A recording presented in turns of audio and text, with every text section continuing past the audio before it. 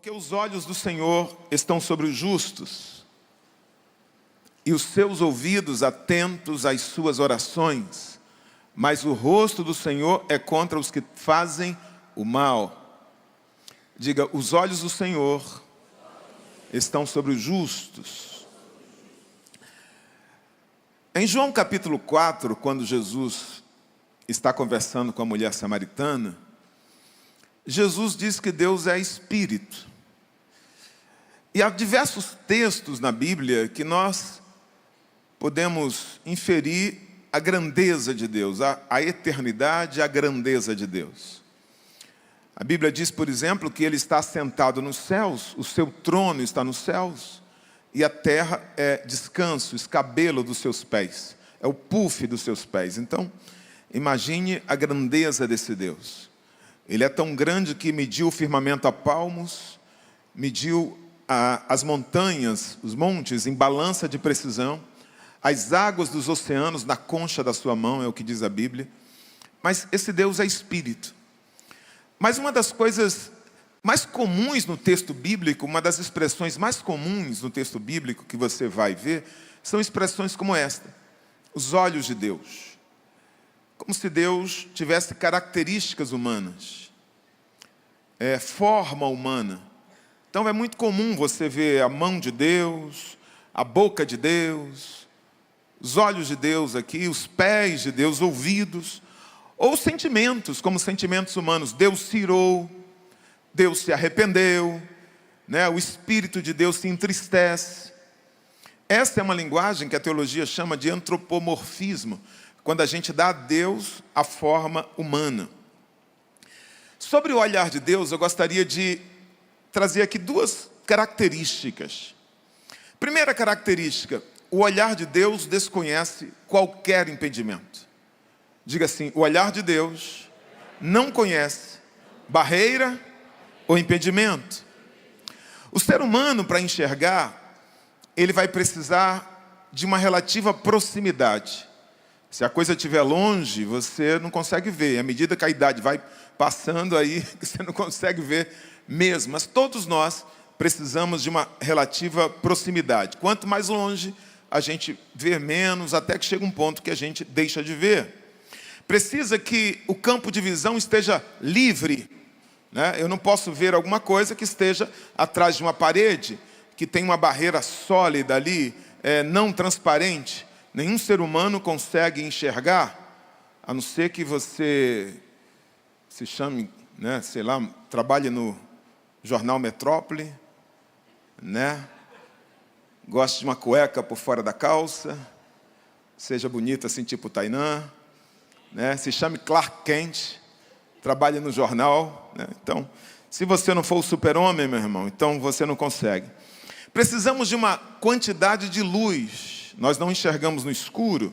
Precisa que seja algo material. Ninguém enxerga palavras, ninguém enxerga sentimentos, pensamentos. E é importante que aquilo que a gente está vendo esteja acontecendo ou tenha acontecido, porque agora a gente vê algo que foi gravado, né? Mas veja, o olhar de Deus não conhece nenhum impedimento assim. Não importa a barreira, não importa se está escuro, não importa a distância, não importa o tempo, Deus vê todas as coisas. Hebreus capítulo 4, versículo 13, a parte B diz assim: todas as coisas estão nuas e patentes aos olhos dele.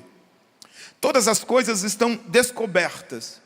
Todas as coisas estão claras, não há nada obscuro, não há nada escondido, não há nada secreto, nada implícito. Deus vê todas as coisas. Então, essa é a primeira característica: não há impedimento para o seu olhar.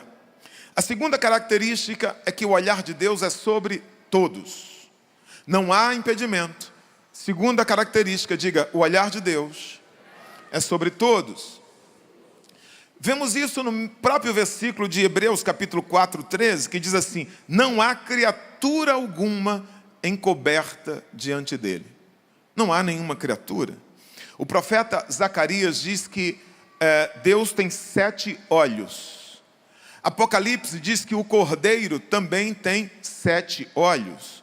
Eu sei que parece uma figura dantesca, uma coisa Parece MIB, né? Imagina, 7 olhos é uma coisa mais.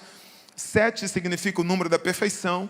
E a Bíblia está dizendo que Deus tem a total onisciência, o total conhecimento, o olhar perfeito. O seu olhar percorre toda a terra, diz a Bíblia.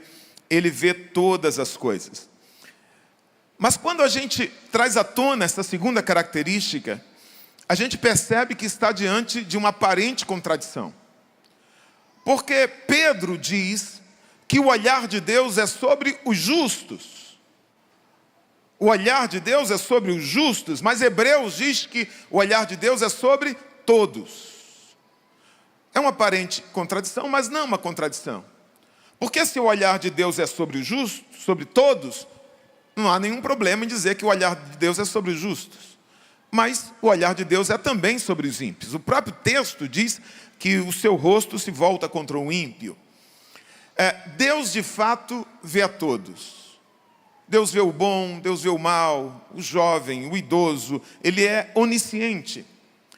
A questão é que o olhar de Deus nem sempre é o mesmo. O fato de Deus estar vendo o justo e também ver o ímpio não significa que seja o mesmo olhar. O olhar de Deus assume diferentes conotações, diferentes sentidos, diferentes propósitos. E é sobre isso que eu gostaria de pregar nessa noite.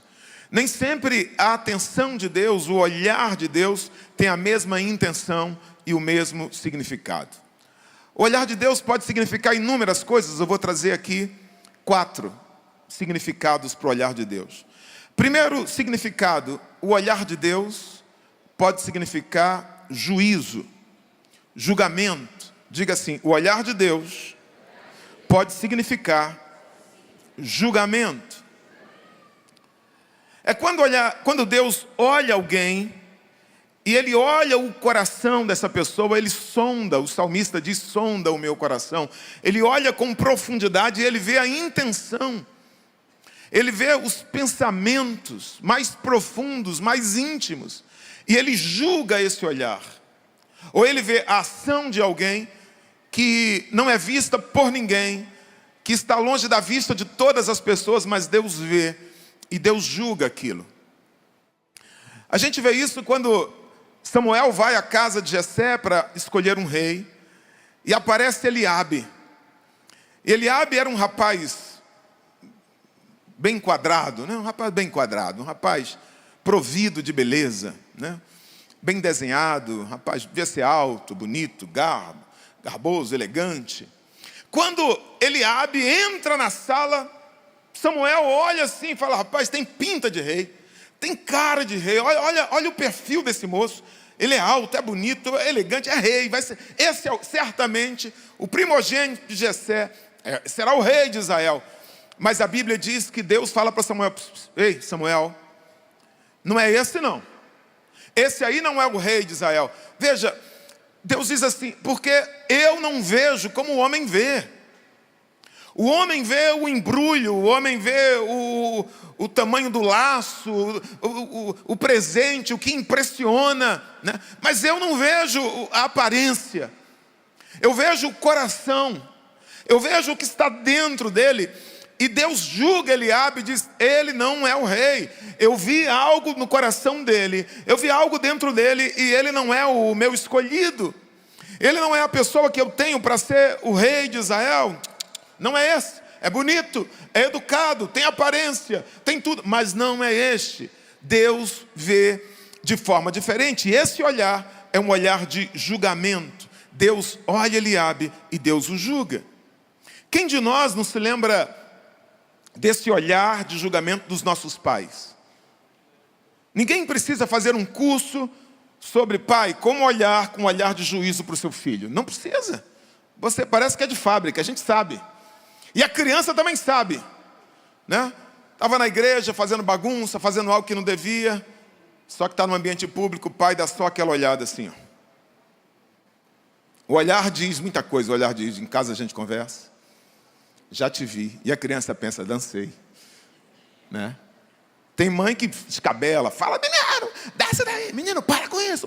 Tem mãe mais sábia, você fala, teu pai está vendo. O garoto já, né?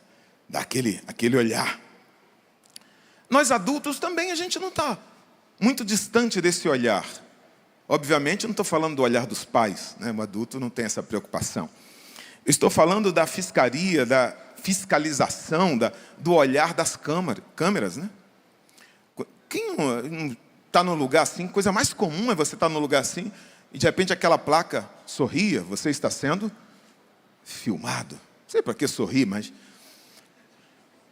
Você vê uma placa como essa, irmão, para você não diz muita coisa. Você é gente boa, você está com boa intenção, né? Você está dentro da lei.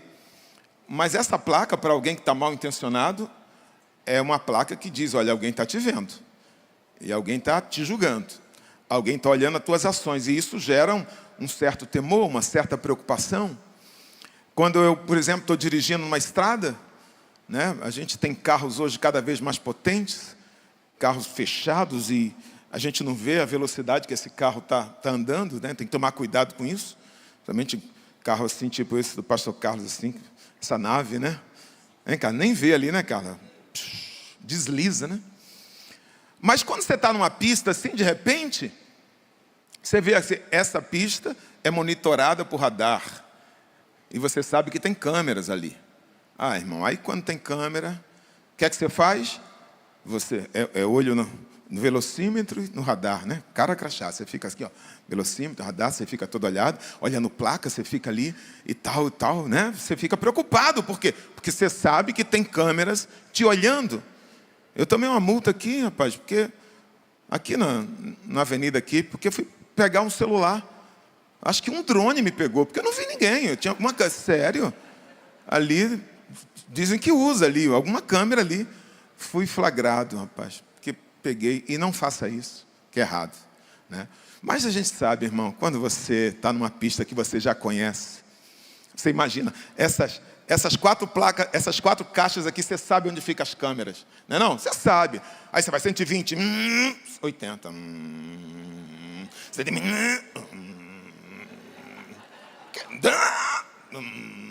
você passa...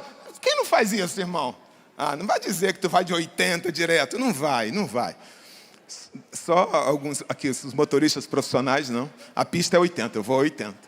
Mas se você sabe onde ficam as câmeras, irmão, você vai ali. O ideal seria que a gente obedecesse certinho, né? Mas isso é para outra mensagem, eu não quero pregar sobre isso, não. O que eu quero trazer é o seguinte, que um anúncio dizendo assim, cuidado, atenção, você está sendo filmado, você está sendo visto, já é algo que gera em nós um temor, é algo que gera em nós um respeito, é algo que é capaz de mudar o nosso comportamento, a nossa maneira de agir. Veja, eu sei que alguém está me vendo, eu sei que alguém está me olhando e essa câmera está ali para me fiscalizar.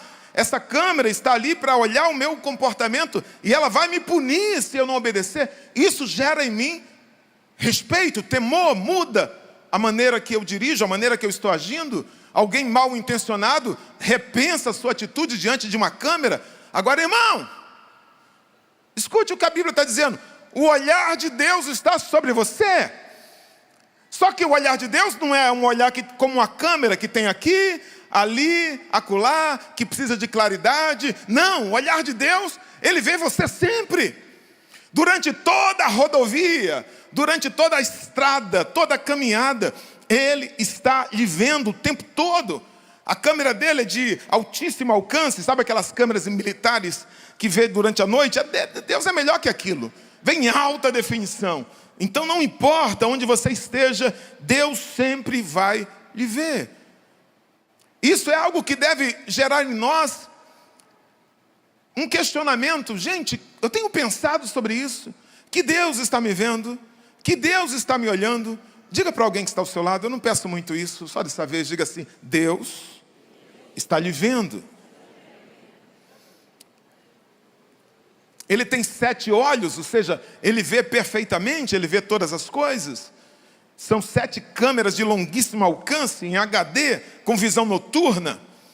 Então você pode estar no trabalho, Você pode estar na sua casa, você pode estar no carro, você pode estar numa rua deserta, mesmo que a porta esteja fechada, mesmo que a persiana esteja fechada, mesmo que as luzes estejam apagadas, Deus está lhe vendo. Não importa se você desliga o celular, não importa se você está usando aquele óculos que já vem com nariz e bigode, Ele vai te reconhecer. Ele está te vendo, Ele te reconhece. E por isso que crente, quem é crente aqui? Amém? Estou falando de crente, estou falando que é da igreja não, que é uma diferença muito grande. Eu sou da igreja, essa caixa é da igreja, esse piano é da igreja, não sou um crente. Eu estou falando de gente que é crente. Crente que é crente de verdade, não pode pecar direito. Crente não pode, irmão. Não pode pecar direito e ficar feliz. Crente não pode. Crente peca, mas pecar direito igual o ímpio, não. Ímpio não, irmão. O ímpio, o uísque ou água de coco, tanto faz, entendeu? Quer mais. Quando ele cai na lama assim, sempre que ele se limpa, ele rola, irmão. Ele gosta, né? Ele caiu na lama, tira não, deixa, ele gosta. É o ambiente dele, é o habitat, ele gosta. A ovelha não. A ovelha não gosta de lama. A ovelha não gosta de sujeira. Quando ela se suja, ela não é o ambiente dela. Então o crente, irmão, ele diz assim, eu vou pecar, hoje eu estou decidido a pecar. Aí ele vai para o baile de carnaval. Ele vai para a night. Quando ele está lá, irmão, vem um pensamento, Deus está te vendo. Ele quer agir como ímpio, ele quer falar como pecador. Tinha um amigo que falou que uma vez ele foi para o baile de carnaval. Tua camisa colorida, botou tudo. Aí ficou lá se divertindo. De repente, no meio do baile, um bêbado chega lá e fala, aqui não é teu lugar não, rapaz. Pronto, ele começou a chorar, saiu do baile, foi para cá. É crente, irmão. O cara está lá, está pecando, passa um pensamento. O pastor não está te vendo, a esposa não está te vendo. O pecado parece que está sendo um sucesso. De repente passa o pensamento. Deus está te vendo. É água na cerveja, irmão. Não peca direito. Crente não peca direito. E outra coisa, depois que peca, acontece o que diz Hebreus. Ele é tomado de uma expectação de juízo. Porque ele sabe que ele é filho. E a Bíblia diz, se você é filho, o pai exorta, o pai corrige aqueles que eles têm por filho. Então ele vai corrigir você. Aí você já sabe que o pai está vendo e vai vir a lambada. Você sabe que o pai está vendo e vai vir a chicotada. Você é tomado de medo.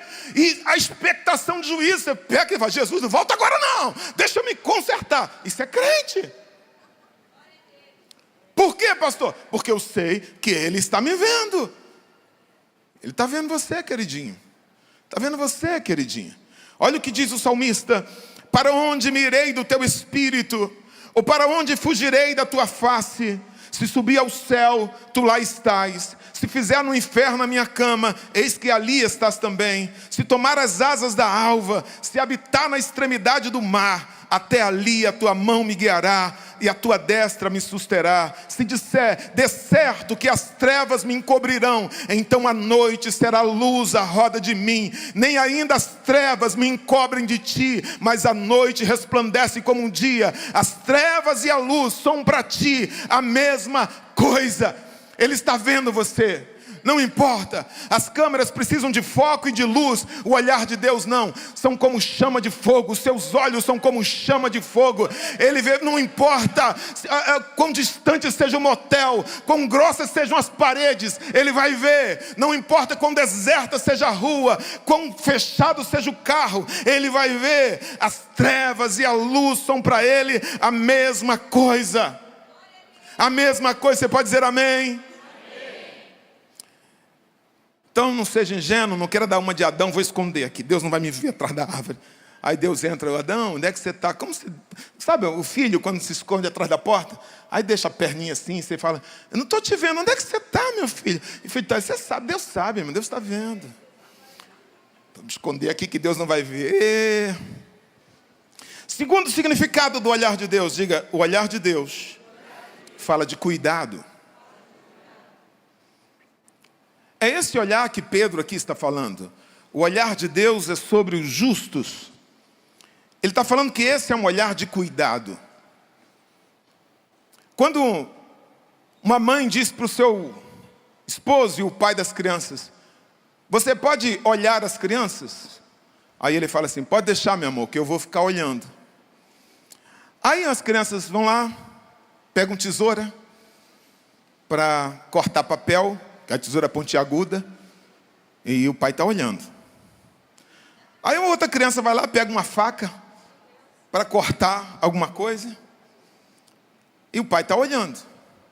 A outra vai lá, vai para a janela se debruçar, sem tela, sem grade, sem nada, olhar lá do prédio, e o pai está olhando.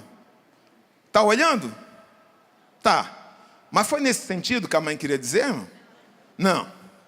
Quando a mãe diz assim, olha a criança, está dizendo o quê? Olhar de cuidado. Um pai, quando está olhando para algumas crianças na praça, ele está olhando as crianças todas, ele está vendo todas as crianças. Mas com certeza o olhar dele para alguma criança, o seu filho ou sua filha, é um olhar diferente. Ele está preocupado com que altura essa criança está subindo, ele está preocupado se ela está correndo, com quem ela está brincando, se algum adulto se aproxima. Então, o olhar de Deus é sobre todos.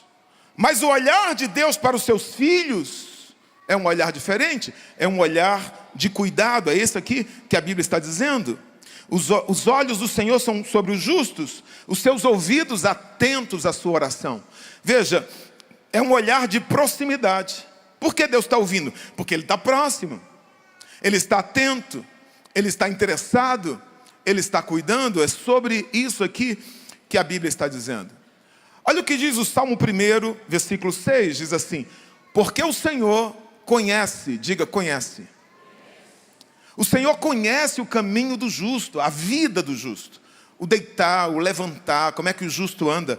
Porém o caminho do ímpio perecerá. A Bíblia está dizendo que a vida do justo ele conhece, ele sabe qual é. Ele perscruta, ele investiga, ele tem conhecimento. Isso é conhecer, é olhar. Mas o caminho do ímpio não. O caminho do ímpio decide por ele mesmo. O mal se autodestrói. Ele vai perecer, porque Deus não cuida. É isso que a Bíblia... Veja, o olhar não é o mesmo. Isso me faz lembrar um fato da minha infância. Na minha primeira fase da vida, na infância, eu vivi em Natal até os meus 7 anos, cidade onde eu nasci. Depois fui para o Rio, voltei para Natal, e com 12 anos, como diria o Galvão, fui em definitivo para o Rio. E carioquei. Mas, quando eu tinha 4 para 5 anos, os meus pais se separaram. E aquilo foi algo assim, drástico para mim. Eu não tinha noção na época. Mas hoje eu vejo, e eu lembro, né, como aquilo me abateu. Se alguém aqui é filho de pais separados, e isso aconteceu na sua infância, você sabe que isso afeta. Nada que uma terapia não resolva, e um grande amor também não seja capaz de te curar. Mas na minha infância, eu senti muito, porque meu pai era meu amigo, era meu herói. A gente tinha muito tempo junto, e de repente ele some da minha vida. E de repente eu não posso vê-lo, ou vejo a cada 2 semanas, uma vez por mês, e ele está sempre com pressa, e aquilo me abate profundamente. Quando eu fui preparar essa mensagem, eu lembrei de um fato. Eu nunca associei a isso, mas eu me lembrei desse fato, e como eu me senti naquela noite. E foi exatamente nessa fase da vida, eu tinha 5 anos aproximadamente. Eu estava perto da casa da minha avó, tinha uma casa de uma tia aqui, e a igreja que a gente congregava aqui. Meu pai foi líder de jovens, foi tesoureiro dessa igreja, e estava no mundão. Eu estava aqui, e era noite de lua cheia. O bairro não era muito iluminado, e Natal é uma cidade equatorial. é uma cidade que a linha do Equador passa em cima e a lua fica em cima. Na cabeça, como se fala lá, no quengo, no coco, em cima e grande. Né? Tem um hino de um diácono que fala isso, aquele hino, não há luar como o luar do meu sertão, porque é bonito mesmo, e ilumina. Né? Da harpa, 120 da harpa. Né? Aí, naquele dia, as crianças brincam na rua, assim, como se tivesse luz pública, porque ilumina, fica tudo claro. E nessa noite, eu estava assim, eu vi a lua em cima de mim e fiquei impressionado com aquilo. Falei, gente, que lua bonita, pá, grandona, brilhosa, em cima de mim. Aí minha mãe me levou e fomos para a casa da minha tia, ficava assim, a uns 200 metros. Quando eu chego na casa da minha tia, minha mãe entra, eu fico na calçada.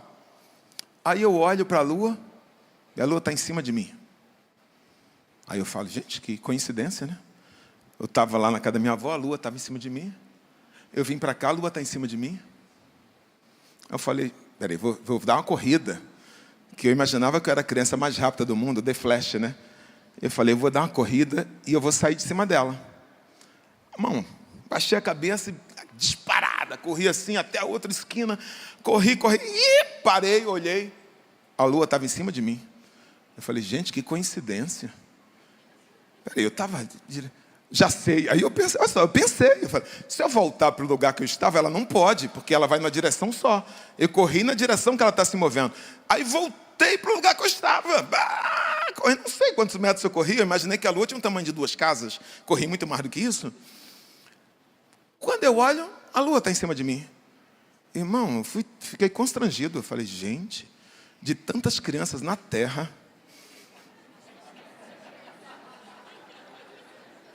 Deus viu que eu gostei da lua e Ele mandou a lua ficar em cima de mim. Eu sou muito especial. A minha mãe me pega pela mão e a gente vai andando e eu olhava para cima. Eu falei, gente, minha mãe nem viu. Ela não é capaz de perceber que ela está com a criança mais especial do mundo. A lua está me seguindo. Aquilo foi tomado, aquilo me gerou uma alegria tão grande. Eu fui dormir naquela noite, eu me lembro aquilo, uma alegria que eu me sentia a criança mais especial do mundo. Era como se Deus estivesse dizendo assim, o teu pai pode ter te deixado, mas os meus olhos estão sobre você, te acompanhando. Sabe, talvez você esteja aqui e você esteja vendo isso. Alguém vivendo isso, alguém te deixou por outra pessoa, alguém rejeitou você, alguém abandonou você. Agora olha esse olhar aqui. Se você é crente, muito mais importante que a lua, muito maior que a lua, muito mais brilhante do que a lua. Talvez se eu disser que a lua te segue, você diga, pastor, eu não sou uma criança de 5 anos, é verdade. Mas tem algo muito maior que a lua que segue você, que acompanha você. É isso que a Bíblia está dizendo, são os olhos do teu Pai. Ele jamais vai te deixar, Ele nem pisca, Ele não tosqueneja. Tosquenejar é pescar peixinho, é você ficar assim, ó. Ele não faz isso, os olhos dele estão atentos, os ouvidos estão atentos, como a lua estava sobre aquela criança, os olhos de Deus estão sobre tua vida, cuidando de você. Ele jamais vai te abandonar, Ele não vai te desamparar. Você pode dar um glória a Deus aí, meu irmão? Amém, glória a Deus, glória a Deus.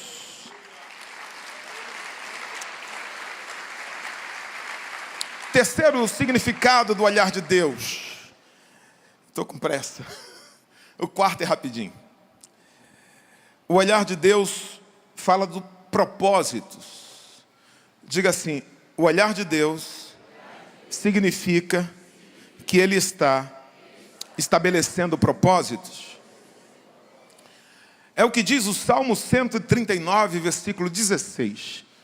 Eu amo esse salmo. Salmo 139, 16, que diz assim: os teus olhos viram a minha substância, ainda informe, e no teu livro foram escritos os dias, sim, todos os dias que foram ordenados para mim, quando ainda não havia nenhum deles. Olha o que o salmista está dizendo. Quando os meus ossos estavam se formando, quando eu estava sendo entretenecido, como um tecido que está sendo formado, a minha pele, a minha carne. Quando eu era um embrião, os teus olhos me viram. E não apenas me viram, estabeleceram os meus dias, um a um, antes que eles existissem. A sua vida não é um acaso. A sua vida, mesmo que seus pais não tenham desejado você, mesmo que você não seja aquele filho planejado, aquela filha planejada, desejada, escute. Você é um projeto de Deus. Se você é crente, se você é um servo de Deus, isso aqui se cumpriu na sua vida. Deus viu você no ventre de sua mãe e estabeleceu os seus dias um a um antes que eles existissem. Eu creio nisso com todas as minhas forças, irmãos. Eu creio que Deus vê os seus filhos e Ele estabelece propósitos para a vida dele, cada dia. Ele diz assim, no seu livro foi escrito, eu acho isso interessante. Deus viu, Deus estabelece propósito e Ele escreve. Tem uma música, eu não vou, essa não é hino não, esse aqui não é hino não. Essa aqui é a música do mundo mesmo. Que diz assim, o acaso vai me proteger. Enquanto eu andar distraído, o acaso vai me proteger. Escute, se você é crente, você nunca pode cantar uma música como essa. Eu ouvi um pastor cantando isso no púlpito. O acaso vai me proteger, irmão. Não vai proteger, porque não é o acaso. Você não é filho do acaso. Você não é cuidado pelo acaso. A tua vida tem alguém que criou, tem alguém que conduz você, tem alguém que te protege. Você não é obra do acaso. É Ele que dirige a sua vida. A sua vida tem um autor e a sua vida tem um diretor. Diga assim, a minha vida tem um autor e um diretor. E ele jamais sai do controle. Aleluia, você pode dizer amém? Recentemente eu li um artigo que me chamou muita atenção sobre a vida do salmão. Salmão, esse peixe assim do sushi. O salmão, quando ele nasce num rio. Ele é um peixe de água doce. Nasce num rio. E durante 2 anos, o salmão será um peixe de água doce, vivendo no rio. Depois de 2 anos, ele vai descer as correntezas do rio. E esse rio vai desaguar no mar. E o salmão vai passar a viver no mar. Dos 2 até os 6 anos, aproximadamente 4 anos, o salmão se torna um peixe de água salgada. E ele vai viver no mar. E ele nada cerca de 30 mil quilômetros. Depois de nadar 30 mil quilômetros, se tiver 3 rios desaguando no mesmo lugar, o salmão vai voltar para aquela mesma foz de onde ele veio. Não tem placa no fundo do mar, tá? Não tem sinal indicando, não tem outro peixe dizendo, você é por aqui. Não, ele simplesmente volta para a mesma foz e ele vai subir o mesmo rio que ele nasceu. O mesmo rio. É aquela cena que ele está subindo e o urso fica só assim, tá? Ele está nadando, subindo o rio. Aí eles vão ter o período lá de fecundação e tal, e vão morrer. Olha que coisa interessante. Nós estamos no mar dessa vida. E tem muitos peixes aqui, irmão, que nasceram do mar e são do mar. Que eles são do mar. Mas escute, mas você não é desse mar. Você sabe de onde você veio. Algo dentro de você diz assim, eu vivo aqui, eu nado aqui. Mas tem algo dentro de você que não deixa você se perder. Quando você deixa de vir à igreja, quando você deixa de orar, quando você perde o contato, existe algo no teu coração que te atrai. Ficou pensando, como é que o salmão não perde o rumo?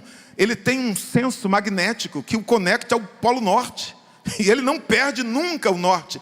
Deus colocou dentro de você algo que o atrai para Ele. Você não é desse mar, você não é dessa vida. Quando você nasceu, Deus já implantou dentro de você algo que o atrai para Ele. Por isso que você tem fome dEle. Por isso que o teu coração é ferido por sede por Ele. Ou ainda que você diga assim, eu não vou falar, algo queima dentro de você. Ainda que você diga assim, eu não quero mais Deus, mas você é atraído. Porque você foi criado para Ele.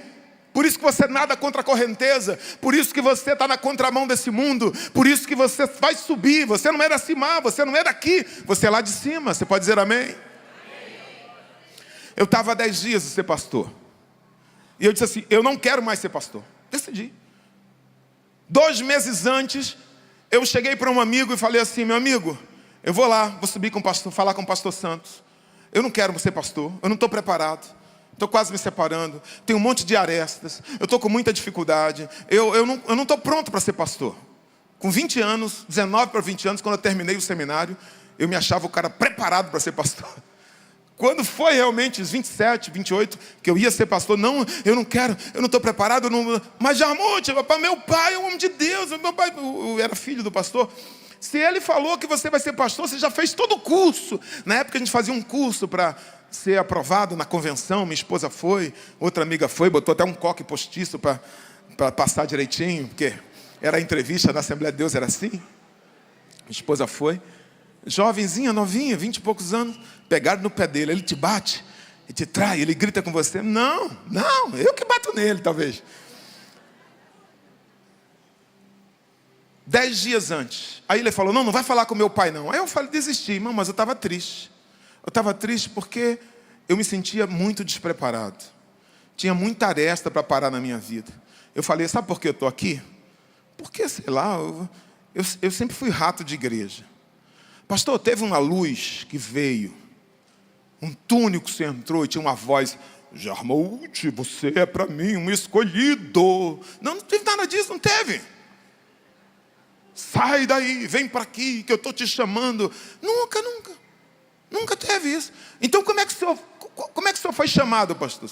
Irmão, eu fui servindo. O pastor dizia, vai, eu ia. Vem, eu vinha. Se ele dissesse morto, pum, cairia. Fidelidade canina, serve. E chegou o tempo que eu ia ser pastor. E eu falei, Jesus, eu não quero ser pastor. Aí veio minha mãe. Eu trouxe minha mãe de Natal para minha consagração. Minha mãe chega na minha casa e diz assim, o Mutinho, vai me chamar de Mutinho não, né? Tem uns que ficou Mutinho. Pior que eu olho, mas chama não. Só se jogou bola de gude comigo. Aí, ela falou, Mutinho, está se cumprindo a profecia de Deus na sua vida. Eu falei, que profecia, mãe? Eu não sei de profecia nenhuma. Eu não sei de nada. Como você não sabe da profecia? A profecia que a tua tia estava, Beltrano estava na casa da irmã Maria Dália. Falei, irmã, eu me lembro da casa dessa irmã, né? Que eu vivi lá até os 7, 8 anos. Mas eu não me lembro de profecia.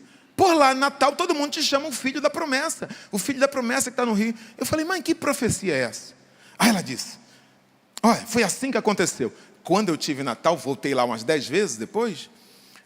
Eu perguntei, fui consultar, tinha umas 4 pessoas ainda vivas, minha tia, inclusive, confirmou com as mesmas palavras.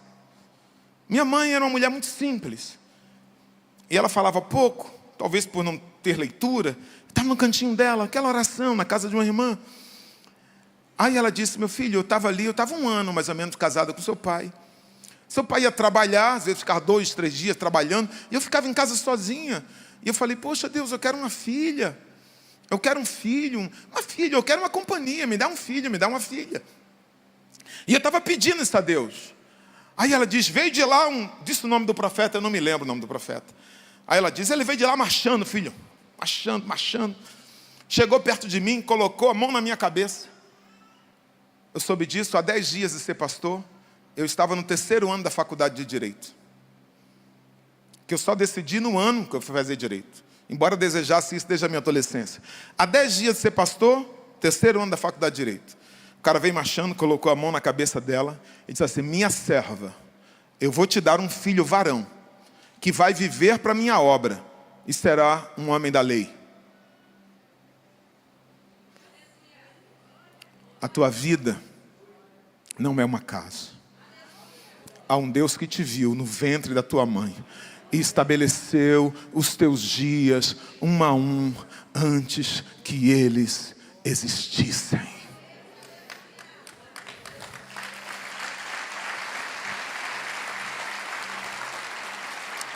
Aleluia, aleluia, aleluia. O teu destino é subir o rio. Você pode dizer amém? Você não é aqui de baixo, você não é desse mar. Aleluia, você é lá de cima. E aqui eu já vou encerrar. Quarto e último significado: o olhar de Deus fala de um tempo de intervenção, que chegou a hora de Deus agir. Diga: o olhar de Deus significa que Ele vai agir. Quando a Bíblia diz, e viu Deus Astrobaldo, não significa que Deus não viu antes. Deus viu o tempo todo. E viu Deus o pecado do homem sobre a terra que chegou até ele. Pastor, Deus não viu o pecado antes, não é? Não, Deus viu, sempre viu. Esse olhar significa que chegou um tempo que a taça da ira de Deus se encheu e Ele vai agir. Ou chegou um tempo que o clamor desse Astrobaldo, da situação que ele está vivendo, chegou até Deus e Ele teve misericórdia e Ele vai agir. É isso que a Bíblia está dizendo.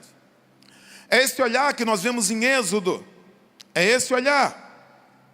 Aquele povo que estava vivendo um tempo de sofrimento, um tempo de dor, um tempo de angústia. E Deus diz assim: Moisés, Êxodo capítulo 3, versículos 7, 8 e 9. Olha o que Deus diz. E disse o Senhor: tenho visto atentamente a aflição do meu povo que está no Egito. Tenho visto. E diz: e tenho ouvido o seu clamor por causa dos seus exatores, porque conheci as suas dores, tomei conhecimento, eu tenho ouvido a sua oração, eu tenho visto atentamente. Eu gosto desse atentamente. Ele tem visto com atenção, com cuidado. Portanto, desci para livrá-lo da mão dos egípcios. Acho isso aqui, irmão, Deus é onipresente, mas Ele está dizendo: a minha presença será diferente a partir desse momento. Eu não estou mandando um anjo, eu estou descendo. Sabe por que essas circunstâncias não mudaram ainda? É porque não chegou esse tempo de Deus descer. Mas eu creio que na vida de algumas pessoas, porque Deus não usa a gente por usar. Eu não estou pregando aqui por um acaso. Deus está falando com alguém e Ele está dizendo: chegou o tempo em que eu estou vendo, que eu estou ouvindo, eu estou vendo atentamente, e chegou o tempo de eu descer. Ele diz assim: eu desci para livrá-lo. Olha, Deus está dizendo: eu vou agir da mão dos egípcios, e para fazê-lo subir daquela terra. Deus vai mudar esse quadro, Deus vai mudar essa situação, Deus vai mudar o estado que as coisas estão. Ele diz: eu vou levá-los a uma terra boa e larga, a uma terra que mana leite e mel, ao lugar do cananeu, e do heveu, e do amorreu, e do perizeu, e do heveu, e do jebuseu. E ele diz: e agora? Eis que o clamor dos filhos de Israel é vindo a mim, e também tenho visto a opressão com que os egípcios os oprimem.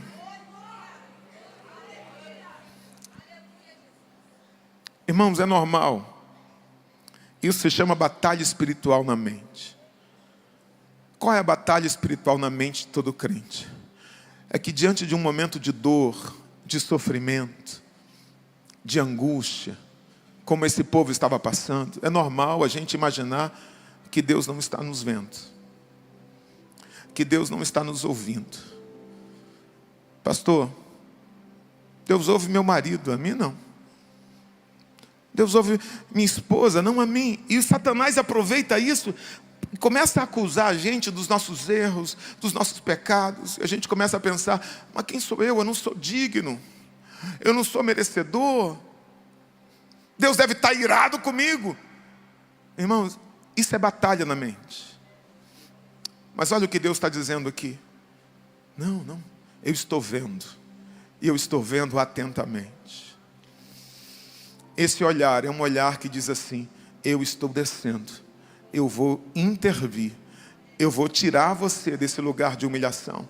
Eu vou tirar você desse quadro que você não tem força para se livrar, que você não tem meios para se desvencilhar. Eu estou descendo e eu vou levar você para uma terra boa e larga. Eu vou fazer com que aquilo que pertence ao Eteu, ao Eveu, ao Perizeu, que está na mão do ímpio, será tirado e vai passar para você. Eu estou mudando esse quadro, eu estou mudando essa realidade. Quantos creem? Ô irmão, se tivesse pelo menos umas 100 pessoas aqui que crescem nisso, fica de pé. Se você crê, fica de pé. Aplaude ao Senhor, glorifica a Deus. Diga assim: o olhar de Deus significa que Ele vai intervir nessa noite. Você crê que o olhar de Deus está sobre este lugar? Deus está em toda a terra. Deus está na padaria da esquina. Deus está lá no sinal da Deroço. Ele está lá. Mas a presença de Deus lá não é a mesma presença quando 2 ou 3 se reúnem no seu nome. A presença de Deus não é a mesma quando a igreja se reúne. A glória de Deus, a Shekinah, o peso, só está no templo. A mesma coisa é o olhar de Deus. O olhar de Deus está sobre a padaria ali. O olhar de Deus está sobre o sinal da Deroço. O olhar de Deus está sobre o inferninho que está aberto aqui em Curitiba. Se alguém se arrepender lá, Ele está vendo. Mas o olhar de Deus para o seu povo, quando se reúne, não é o mesmo olhar. Não tem o mesmo significado. O olhar sobre o justo, não é o mesmo olhar sobre os ímpios. E você é justo porque você foi lavado pelo sangue de Jesus. O olhar de Deus sobre você talvez seja um olhar de juízo. Se você é filho e você se sente culpado, constrangido por esse olhar, mude, meu irmão. Mude de atitude. Corrija a sua vida, corrija a sua rota, porque Deus está te vendo. E por que Ele não age? É porque não chegou o tempo, a taça não foi cheia ainda. Mas um dia que a taça se encher, então não brinque com Deus. Não brinque de ser crente, porque Ele está te vendo. Talvez o olhar de Deus seja de cuidado. Talvez você esteja precisando desse olhar. De um pai próximo. De um pai que te abraça. De um pai que não te abandona. De um pai que diz assim: eu estou com você todos os dias, até a consumação dos séculos. Eu não estou com você só na hora do culto. Eu não estou com você só na hora do louvor. Eu estou com você quando você dorme. Os fios de cabelo da tua cabeça estão contados.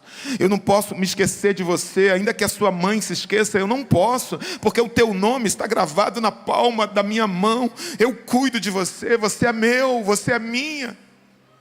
Talvez você esteja precisando desse olhar de propósitos.